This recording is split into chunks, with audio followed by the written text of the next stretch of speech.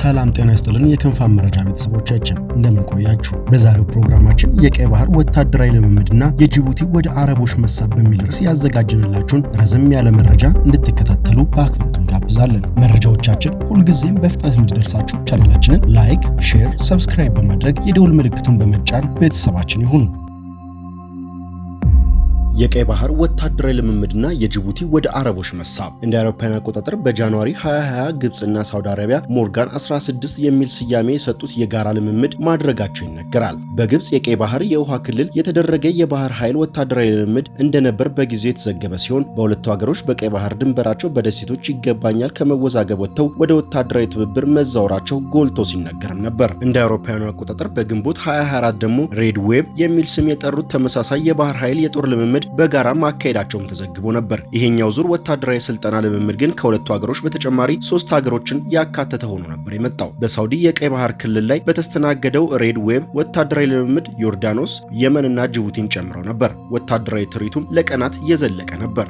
ይህም በቀይ ባህር ክልል ወታደራዊ ልምምድ የማድረግ እንቅስቃሴ አጠናክረው የገፉበት ሳውዲና ግብጽ እነሆ ዘንድሮ ደግሞ ሬድ ዌብ 8 በሚል ሲደግሙት ታይተዋል። ሳውዲ ጅዳ ከተማ አቅራቢያ በቀይ ባህር ላይ የተካሄደው የዘንድሮ የባህር ኃይል ወታደራዊ ልምምድና ከማክሰኞ ህዳር 2 እስከ ህዳር 4 ቀን 2018 ዓ.ም መከናወኑም ተገልጿል። ከአምናው የዘንድሮ አድማሱ መስፋቱ የተነገረ ሲሆን ዮርዳኖስ፣ የመንና ጅቡቲ እንዳሉ ሆነው ሱዳንን አካታበታለች። የተሳታፊ ሀገሮች ቁጥር ወደ 6 ያደረሰው የሳውዲና የግብጽ ዌብ 8 ወታደራዊ ልምምድ ከፓኪስታንና ሞሪታኒያ ጭምር በታንዛኒያ ሉካን የጋበዘ ነበር ተብሏል። የተሳታፊዎች ሀገር ቁጥር ወደ 6 ያደረሰው የሳውዲና የግብጽ ዌቭ 8 ወታደራዊ ልምምድ ከፓኪስታንና ከሞሪታኒያ ጭምር በታዛቢነት ሉክ የጋበዘ ነበር ተብሏል። ይህን ሰሞነኛ ወታደራዊ ልምምድ በተመለከተ የዘገቡ አንዳንድ መገናኛ ብዙሃን ሁኔታው ወደ ወታደራዊ ማህበር ወይ ህብረት መፍጠር ያመራ ይሆን ወይ የሚል ጥያቄ አንስተዋል። የአረብ ሊግ በሚል ግብጽና ባህረ ሰላጤው ሀገሮች ቀይ ባህርን ተሻግረው ሶማሊያን፣ ጅቡቲንና ኤርትራን ጭምር ወደ ተጽዕኖ ከበባቸው ሲያስገቡ እንደኖሩት ሁሉ አሁንም በወታደራዊ ትብብር በወታደራዊ ልምምድ ስም የአፍሪካ ቀንድ ሀገሮችን የመሳብ አካሄድ አረቦች አጠናክረዋል የሚል መላምት እየተሰጠም ነው። ግብጽ እንደ ሶማሊያና ኤርትራ ካሉ ሀገሮች ጋር በጋራ ሉዓላዊነት የመከላከልና ቀጠናዊ ተጽዕኖን የማስከበር ስምምነት ስትፈራረም መታየቷ፣ ይህ ደግሞ የኤርትራ ፕሬዝዳንት ኢሳያስ አፈወርቂ ካይሮ ጠርታ ስትደግሞ እንደታየች ያስታወሱት አንዳንዶች ይህ ሳይንስ ከሳውዲ ጋር ሆኖ ወታደራዊ ትብብርን በቀጠናው ለማስፋት መንቀሳቀሷ አነጋጋሪ ነው ተብሏል። የቀይ ባህር ፎረምና ካውንስል እየተባለ እንደ ኢትዮጵያ ያሉ ሀገሮችን ከአባልነት ያገለለ ማህበር ግብጽና ሳውዲ መፍጠራቸው ያሳየው ወታደራዊ ትብብር ስም በቀጠናው አዲስ እንቅስቃሴ መጀመራቸው ከተለያዩ አቅጣጫዎች ብዙ እየተባለም ይገኛል። የኢትዮጵያ ባለስልጣናት ግን በቀጠናው ለውጭ ኃይላን በቀላሉ የሚጠመዱ መንግስታት እስካሉ ድረስ ከሩቅም ከቅርብም የሚመጡ ጉልበተኞች የአፍሪካ ቀንድ ሀገሮችን በኢኮኖሚም ሆነ በፖለቲካ ተጽዕኖ ስር መክተታቸው እንደሚቀጥሉም ይናገራሉ። ይህ ደግሞ በውጭ ጉዳይ ሚኒስቴሩ ከሰሞኑ ሲነገርም ተጠምጧል። ሆርንቪው የጥናት ተቋም ከአዲስ አበባ ዩኒቨርሲቲ ጋር በመተባበር ባካሄደው የኢትዮጵያ ቀይ ባህር ጥያቄ በተመለከተ የውይይት መድረክ ላይ ሰፊ ገለጻ ያደረጉት የውጭ ጉዳይ ሚኒስቴሩ ዶክተር ጌዲዮን ጢሞቴዎስ ጥያቄው ሊቆም ብቻ ሳይሆን ሊዘገይ የማይችል መሆኑን ጉዳዩን በማስረገጥም ተናግረዋል። የኢኮኖሚ እድገት ብቻ ሳይሆን ከድህነት መላቀቅ ፍላጎት በሚፈጥረው ጫና፣ በህዝብ ብዛት ማደግና በድህነት ፍላጎት መጨመር የተነሳ ኢትዮጵያ አስተማማኝ የሆነ የባህር በር የማግኘት ጥያቄ አላት። ይህ ጥያቄ ደግሞ የህልውና ጉዳይ ነው። ይህ ጥያቄ በቶሎ መመለስ ካልቻለ አገሪቱ ህልውናዋን ለማስጠበቅ ትፈተናለችም ብለዋል። ይህንን በቀናነት ሊታይ የሚገባው ጥያቄ እንደ ኤርትራ ያሉ ሀገሮች በሉዓላዊነት መንገድ እንደተቀበሉት የሚጠቅሱት ሚኒስቴሩ በዚህ የተነሳ ትንኮሳና የእጅ አዙር ግጭት በኢትዮጵያ ላይ መክፈታቸውንም ጠቁመዋል። ኢትዮጵያ በሆደ ሰፊነትና በታጋሽነት ነገሮችን ማስኬድ እንደመረጠች፣ ነገር ግን ነገሮች ተባብሰውና ከቁጥጥር ውጪ ሆኖ በቀጠናው የባሰ ሁኔታ እንዳይፈጠር ዓለም አቀፍ ማህበረሰቡ ጉዳዩን እንዲዳኝና የኢትዮጵያ ጥያቄ በሰላም እንዲመለስ ንግግር መድረክ ከሁሉም ጋር እንዲመቻች ጥሪም አቅርበዋል። የአፍሪካ ቀንድን የሁሉም ተጎራባች ሀገሮች የጋራ ጣፈንታና መተሳሰሪያ መድረክ ብለው የጠሩት ዶክተር ጌዲዮን ከኤርትራ ህዝብ ጋር ደግሞ ኢትዮጵያ የማይነጣጠል ወንድማማቾች መሆናቸውን በመግለጽ ለጋራ ልማት መተባበር እንደሚያዋጣም አስታውቀዋል። ይሁን እንጂ በዚህ የጋራ ጣፈንታችን በሚወስነው ቀጠና ከሩቅ የመጡ ባዕዳን የሆኑ ሀያላን አገሮች ይሻኮቱበታል። አካባቢው የራሳቸው ጓሮ ሊያደርጉት እየሞከሩ ነው። በቀጠናው በቀላሉ የሚጓዙና ለነሱ ጥቅም ያደሩ መንግስታትን በመፈለግ አካባቢውን የራሳቸው ጥቅም ማስጠበቂያ ሊያደርጉት እየጣሩ ነው ብለዋል። ኢትዮጵያ በጉርአና በጉደት የውጭ ወራሪዎችን አሳፍራ እንደመለሰች ሁሉ አሁንም ባዕዳንን ከቀጠናው መመለስ አስፈላጊ መሆኑን አሳስበዋል። ስለሆነም ስትራቴጂካዊ ተሻጋሪ የሆነ ጥቅም የቀጠናው ሀገሮች እንዲኖራቸው በተናጠል ብቻ ሳይሆን በመተማመን ላይ ተመስርተው በጋራ ተባብረው መስራት እንደሚኖርባቸውም ጠቁመዋል። ከሰሞኑ በግብጽ ምክትል ጠቅላይ ሚኒስትር ሞሐመድ ፋቲ ሙሳ የሚመራ ልዑክ ቡድን ወደ ጅቡቲ መምጣቱን ትኩረት ስቦ ነበር። የግብጽ ልዑክ የጅቡቲ ከፍተኛ ባለስልጣናት ጋር ባደረገው ንግግርም አዲስ ወደብ በመገንባት የግብጽ ኩባንያዎች መሳተፍ የሚችሉበትን ስምምነት ላይ መድረሱን ደግሞ ከፍተኛ ትኩረት ስቦ ነበር።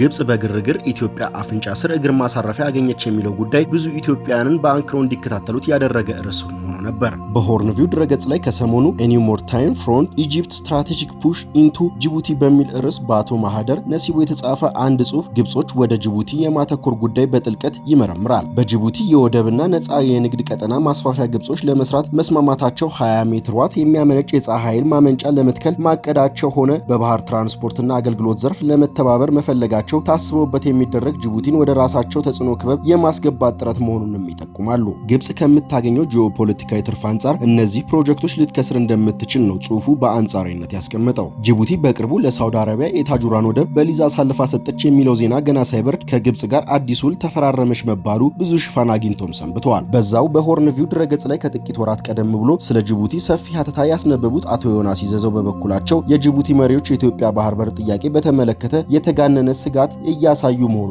ገልጸዋል። የሀገሪቱ ፕሬዝዳንት ኢስማኤል ኦማር እኛ ክሪሚያ አይደለንም የሚል ንግግር ማሰማታቸው የጠቀሰው ሀተታው ኢትዮጵያ ከንግድ ወደብ ውጪ የባህር ኃይል ማስፈሪያ የባህር በር እንደማታገኝ መናገራቸው አንዱ የተጋነነ ስጋት መነሻ ያደረገው እርምጃ መሆኑንም ይጠቁማሉ።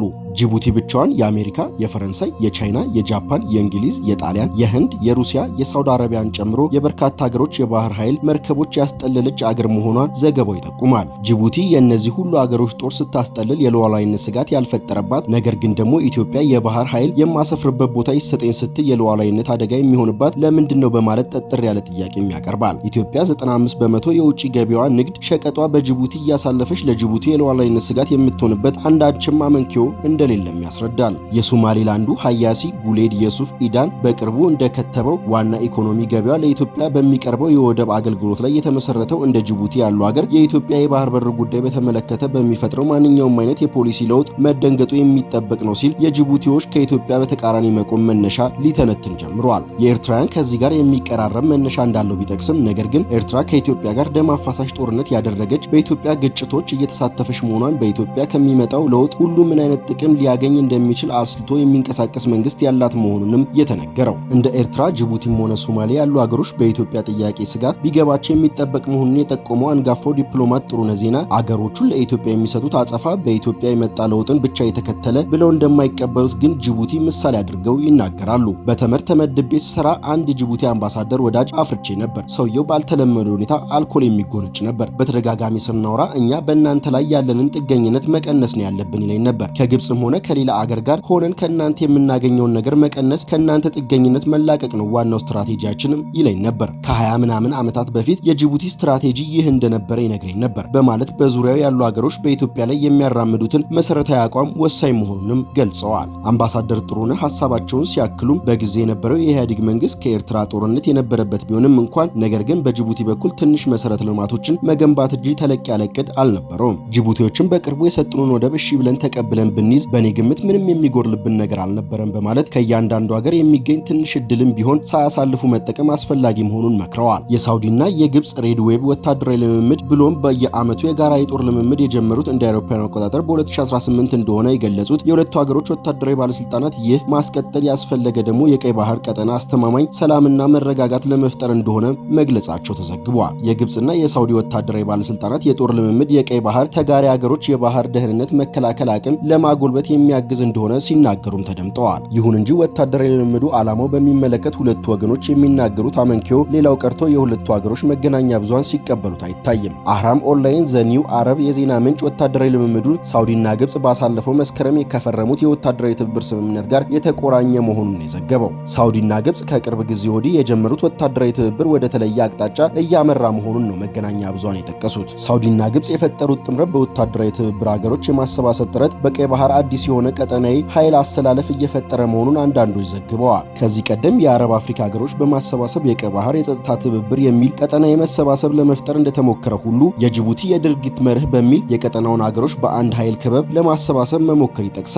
ልክ እንደዚህ ሁሉ ሳውዲና ግብጽ ከቅርብ ጊዜ ወዲህ የቀይ ባህር ፎረም ብለው የባህር ሰላጤ ሀገሮች ከአፍሪካ ቀንድ ሀገሮች ጋር ያሰባሰበ ማህበር ለመፍጠር ጥረት መጀመራቸው ይጠቀሳል። በሂደት የቀይ ባህር ሀገሮች ምክር ቤት ወደሚል የተሸጋገረው ማህበር ግን ቀስ በቀስ የሳውዲና የግብጽ ተጽዕኖ መፍጠሪያ ክበብ ወደ ሆነ መሸጋገሩም ይነገራል። ማህበሩ ሳውዲና ግብጽን ጨምሮ ዮርዳኖስ፣ ጅቡቲ፣ ሶማሊያ፣ ሱዳን፣ የመንና ኤርትራን ያሰባሰበ ቢሆንም ነገር ግን በቀጠናው ተጽዕኖ መፍጠር የሚችሉ እንደ ኢትዮጵያ፣ ኦማን፣ የተባበሩት አረብ ኤምሬት ያሉ ሀገሮችን ጭምር አግልሎ መመስረቱ እንደ ደቡብ ሱዳን፣ ኬንያ ያሉትንም ጨርሶ አለማቅረቡ ብዙ ጥያቄ ሲያስነሳም የነበረ ነው። ከሰሞኑ የተነገረው ወታደራዊ ልምምድ ተከትሎ ደግሞ ግብጽና ሳውዲ የቀይ ባህር ሀገሮች ምክር ቤት በሚል በጸጥታና በኢኮኖሚ ትብብር አስከትለው የመሰረቱት ማህበር ወደ ቀጠናዊ ወታደራዊ ድርጅት ቀስ በቀስ እየተሸጋገረ ነው የሚል ትችት ቀርቦበታል። ከካውንስሉ አባል ሀገሮች ውስጥ ኤርትራና ሶማሊያ ብቻ ወታደራዊ ልምምድ ተሳትፎ አለማድረጋቸውን በማስታወስ በሂደት ግን ማህበሩ ወደ ጦር ህብረት መቀየሩ የማይቀር እንደሆነ ነው የሚናገሩት። ቀይ ባህር የዓለም 12 በመቶ የባህር ንግድ መተላለፊያ ነው ይባላል። ይህ የባህር ንግድ መተላለፊያ የዓለማችን 30 በመቶ የኮንቲነር ልውውጥ የሚደረግበት ነው ይባላል። የቀይ ባህር ወሳኝ መተላለፊያ በሮች የሚባሉት የግብጽ ስዊዝ ቦይ እንዲሁም በየመንና በአፍሪካ ቀንድ ጫፍ መሃል የሚገኘው ቀጭኑ የባቡኤል ወደብ ወሽመጥ ሁሌም ቢሆን የዓለም ትኩረት የሚስብ ጉዳይ መሆናቸው ይነገራል። በአፍሪካ ቀንድ ሀገሮች በተለይም እንደ ሶማሌ ባሉ ሀገሮች ተስፋፍቶ የቆየው የባህር ውንብድና እንዲሁም ዓለም አቀፍ አሸባሪነት ለዚህ መንገድ መስመር ስጋት ሆኖም መኖሩ ይነገራል። ከቅርብ ጊዜ ወዲህ ደግሞ በየመን የመሸጉት ሁቲዎች በመርከቦች ላይ ያስፋፉት እገታና ጥቃት ለዓለም አቀፍ ማህበረሰቡ ስጋት መሆኑ ሲነገርም ቆይቷል። በዓመት እስከ 9.4 ቢሊዮን ዶላር ገቢ ከስዊዝ ቦይ የመርከቦች እንቅስቃሴ የምታገኘው ግብጽ በሁቲዎች ጥቃት የተነሳ የቀይ ባህር በኩል የሚካሄደው መርከቦች እንቅስቃሴ በመቀነሱ ገቢዋ ወደ 50 በመቶ መቀነሱም ይነገራል። በኢራን የጸጥታ ስጋት ሁሌም ተደቅኖባት ከሚባለው ከፋርስ ባህረ ሰላጤ የሆርሙዝ ሰርጥ የባህር መተላለፊያ ላይ ያላትን ጥገኝነት በመቀነስ ቀይ ባህር ወደቦች በኩል በሰፊ የመጠቀም እቅድ እንዳላትም ይሰማል። ሀገሪቱ እንደ አረብ ኤምሬት ያሉ ሀገሮችን በመፎካከር የዓለም ንግድ መናኸሪያ የሆኑ የወደብ ከተሞችን በቀይ ባህር ጠረፎች ላይ ለመገንባት ብዙ ፕሮጀክቶችን እየገነባች ቆይታለች። በዚህ የተነሳ የየመን ሁቲዎች በከፈቱት ጥቃት የቀይ ባህር ንግድ እንቅስቃሴ መስተጓጎሉ አልወደደችውም ነው የሚባለው። በእነዚህ ሁሉ መነሻዎች ሳውዲና ግብጽ ወታደራዊ አጋርነትም ሆነ ግንባር መፍጠር የቀይ ባህር ቀጠናን ጸጥታ፣ ደህንነት ለማስከበር መንቀሳቀሳቸው የሚጠበቅ መሆኑን የተነገረው። ይሁን እንጂ ሳውዲና ግብጽ በቅርብ ጊዜ መሰረትን ያሉት ወታደራዊ አጋርነት የቀይ ባህር ደህንነትን ያማከለ ከሆነ በቀጠናው የጸጥታ ኃይል በተናጠል በቡድንም ካሰማሩ እንደ አሜሪካ፣ የአውሮፓ ህብረትና ቻይና ካሉ ሀያላን ጋር ለምን እንዳይቀናጅ ፈለጉ የሚለው ሲነሳባቸው ቆይቷል። ዘኒው አረብ በዜና አውታሩ በመስከረም ወር እንደዘገበው ከሆነ ሳውዲና ግብጽ በአሌክሳንድሪያ እየሰሩት ያለው የጦር ትብብር ስምምነት በተናጠል የተደረገ ነው ብሏል።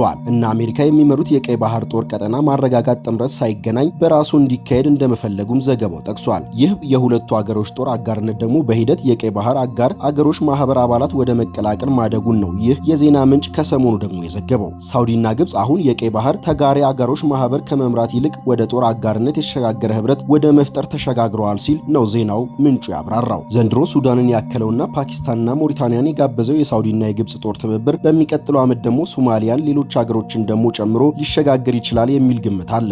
የጊዜ ጉዳይ እንጂ የሳውዲና የግብጽ ጦር ትብብር ልክ እንደ ቀይ ባህር ካውንስል ሁሉ እንደ ኢትዮጵያ ያሉ ሀገሮችን ነጥሎ ያገለለ የጦር አጋርነት ወደ ሆነ ሊሸጋገር ይችላል የሚል ስጋት ያነሱም አሉ። በግብጽ ለ5 ቀን ሰንብተው የተመለሱት የኤርትራ ፕሬዝዳንት ኢሳያስ አፈወርቂ ግን ለኤርትራ መገናኛ ብዙሃን የሰጡት ቃለ ምልልስ በቀይ ባህርና በአፍሪካ ቀንድ ቀጠና የጦር ትብብር ወይም የጦር ማህበር ድርጅት መፍጠርን እንደማይፈልጉ ነው የተናገሩት። ከዚህ ቀደም ሶማሊያን አክለው አስመራ ሶስትዮሽ አጋርነት የፈጠሩት ፕሬዝዳንት ኢሳያስ ከሰሞኑ በካይሮ ቆይታቸው ደግሞ አዲስ አጋርነት ከግብጽ አቻቸው ጋር ተፈራርመው መመለሳቸውም ተነግሯል። ኢሳያስ ይህ ቢሆን ግን አጋርነቱ ወደ ጦር ድርጅት መፍጠር ወይም ወደ ቀጠናዊ የጦር ማህበር መመስረት መሄድ እንደሌለበት ነው የተናገሩት። ይህ ግን ከልባቸው ይሁን የታወቀ ነገር የለም። በአፍሪካ ቀንድና በቀይ ባህር ቀጠና የአካባቢ ሀገሮች በሰላምና በጸጥታ ማስከበር የሚጫወቱት ሚና ከሌላ አካባቢ የመጣ ኃይል ይተካዋል